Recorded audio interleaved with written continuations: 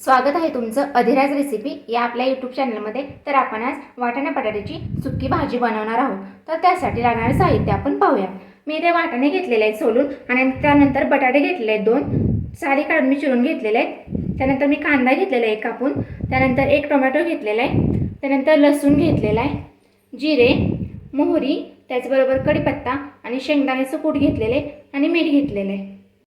चला तर आपण आपल्या रेसिपीला सुरुवात करूया। तर मी कुकरमध्ये तेल गरम करायला ठेवले, त्यामध्ये मी मोहरी टाकून घेते। मोहरी तडतडली की कढीपत्ता घालायचा, त्यानंतर थोडेसे जिरे, त्यानंतर लसूणच्या पाकळ्या,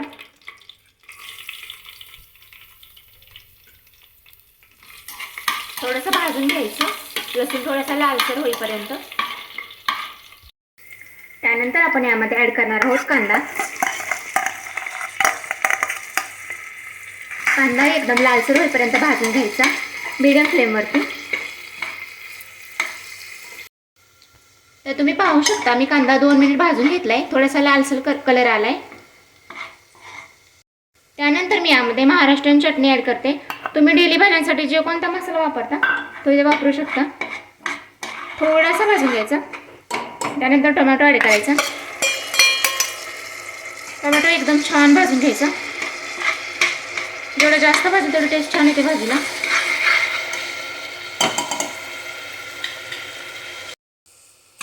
तर तुम्ही पाहू शकता आपला टोमॅटो व्यवस्थित भाजलेला आहे। त्यानंतर मी यामध्ये चवीपुरतं मीठ ॲड करते।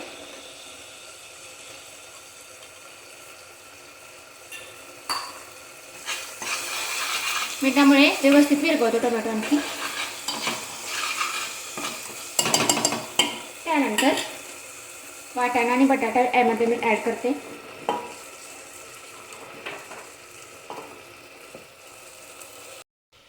व्यवस्थित मिक्स करून घ्यायचे। शेवटी यामध्ये शेंगदाण्याचं कूट घालायचे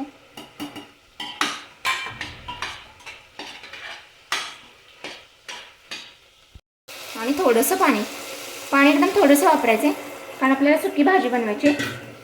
आणि कुकरमध्ये बनवली यासाठी आपला टाइम वाचतो, पटकन शिजते, एका शिट्टीमध्ये शिजते।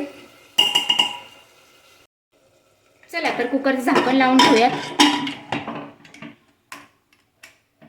मीडियम फ्लेम ठेवायची आणि एका शिट्टीमध्ये भाजी शिजते। कुकर थंड झालेलं आहे, तर आपण उघडून पाहूयात।